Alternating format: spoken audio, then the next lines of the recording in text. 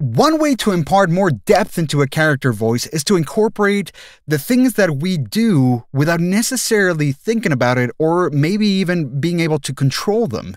Sometimes we make certain sounds just out of habit, and we might not even realize it. A lot of those things can be considered vocal tics, which is what we're going to talk about today. So stick around to learn about the very last element of the RCSB framework, vocal tics. See you then.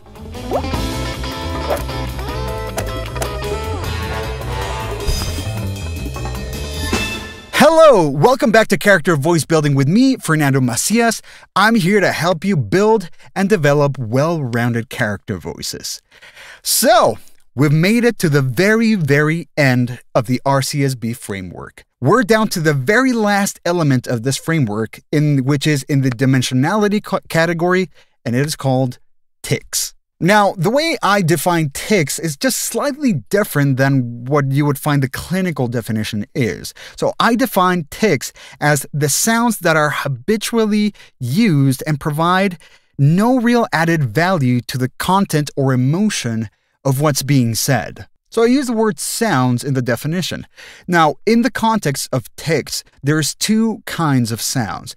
There's linguistic sounds and there's non-linguistic sounds. So linguistic sounds, those are basically filler words or phrases. The common ones you hear are like, you know, okay, that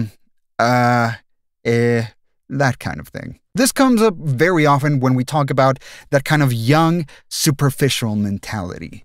Like, I went to Bali for 3 days and I almost literally became a Buddhist monk, you know? Now, this is fairly overplayed, and in most situations, it really portrays a kind of insecurity. So I would say stay away from that if you can. There are exceptions, of course, but they're fairly rare. You use that when it requires the character to be insecure or to have that kind of, stereotypical superficial mentality. Other than that, be cautious of them and instead focus on non-linguistic sounds. Now, non-linguistic sounds is where the fun really is. It's really the sounds that are not dependent on any sort of language. To give you an example, in the podcast that I do, What the World, the host, which I play, is called Sergio Mendoza. And I noticed that whenever I recorded him, whenever he started a new idea, a new thought, he went like that. I never really noticed it until somewhat recently, but it really was part of the character, and I didn't do that sound with any of the other characters. Most of us have something like that in us, we just don't necessarily notice it until somebody else points it out. So examples of these non-linguistic sounds could be something like, or like,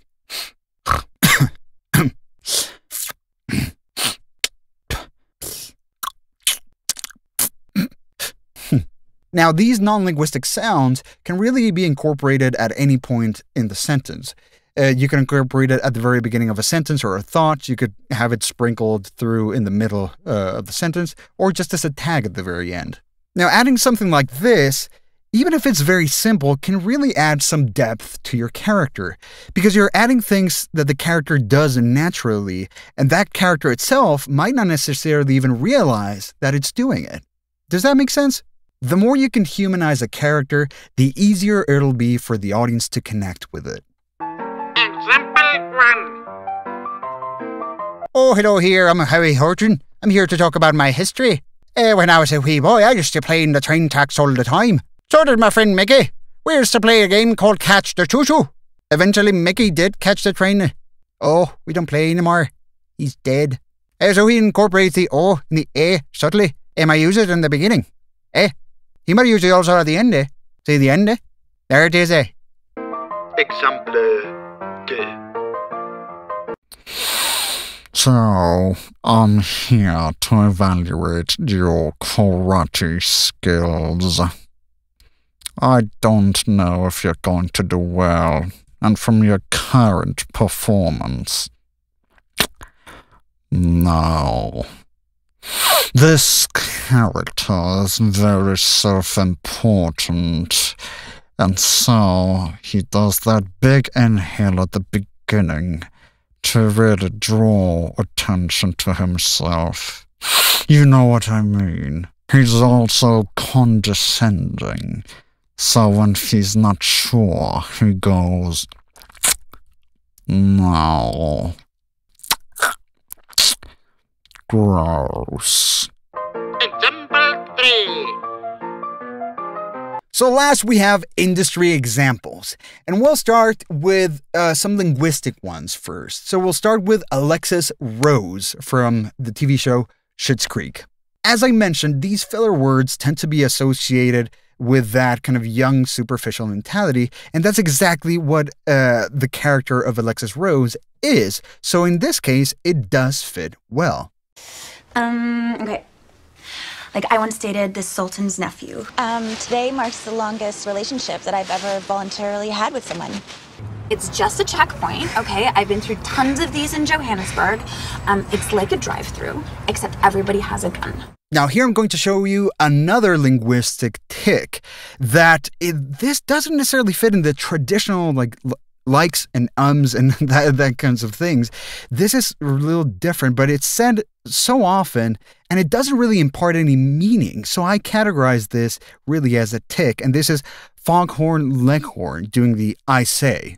Now what? I say, what's the big idea bashing me on the noggin with a rolling pin? Went right past you. You gotta keep on your toes. Now who's responsible for this unwarranted attack on my person? It adds nothing, but it's really a part of the character, and he almost can't contain it. He has to say it when he's talking.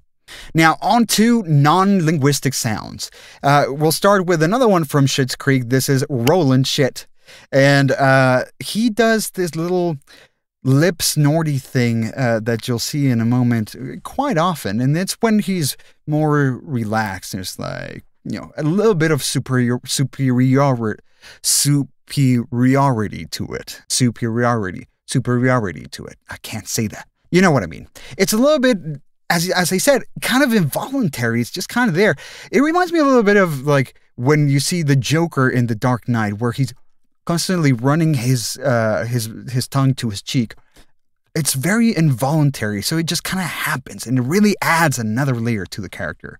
Dinner at our place. Problem solved. Well, I just think it's awfully short notice to start planning a fundraiser. One that's around a lot right now is Rick Sanchez from Rick and Morty, and of course, that's the burping. It only really reinforces the fact that he's an alcoholic, but it really adds nothing to the conversation. It's just sprinkled in there as part of the character, so to really reinforce what kind of character he is. They didn't let me out. Why? Morty, I defeat Gagu's more powerful than these guys every week. We're done with the Citadel of Ricks. I was never on board with it in the first place. That's why I murdered everyone in charge and left it to rot. Now we have Beavis and Butthead. And what I'm going to incorporate as tics is kind of weird, but it's their laughs. And I thought about this a lot because it could technically be considered reactivity, but the more I thought about it, no, they're not reacting to anything. They're just laughing constantly. That's just something they do. Naturally, they almost can't help it. Regardless of the situation, they're really doing that little laugh. So here's a few examples of that. Yeah. Let me talk to the manager. Yeah.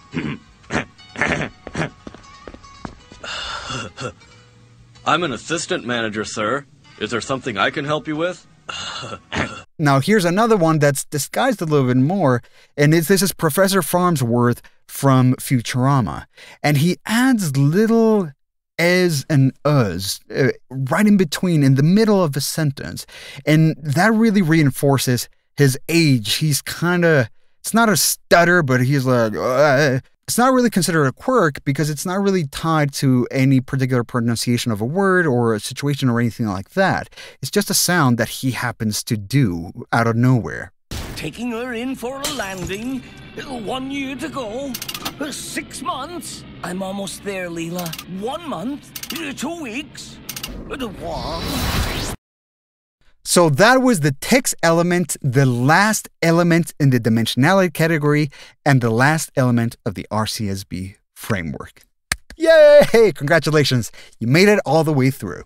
So with this, I've gone through every single element in the RCSB framework. So this should hopefully give you a much fuller understanding of what the RCSB is and how it can be applied. creating the RCSB voice building framework and doing the research for all these videos has really been a lot of work. It's been around 120 days since I launched the first one. So thank you so much to all of you who have subscribed, checked out the videos, commented. You really have no idea how much it means to me when I see you comment saying it was helpful. I really appreciate it. Remember that in the description, there is a link to a downloadable form of the RCSB framework in a grid so you can input in your own characteristics and everything when you're trying to build your own character. This also helps a lot when you're trying to analyze an existing character. Just download it, you'll see all of the elements typed in, and you can fill it in directly in the PDF for you to analyze and structure. If you have any questions, please feel free to reach out. You can visit our new site, charactervoicebuilding.com, and you can contact me through there. In the About section here in YouTube, you can also check it out. If you want to learn more or want me to work with you on developing your own character voices, reach out to me through the website, again, charactervoicebuilding.com, because I am now offering one-on-one coaching. I'll be posting another video really soon discussing what's coming up next, and there's a lot to come. Thank you all so much. I love you all. Thank you so much for your support. I really hope you find all of this helpful. Best of luck with your voice acting, and above all, have fun. I'll see you around.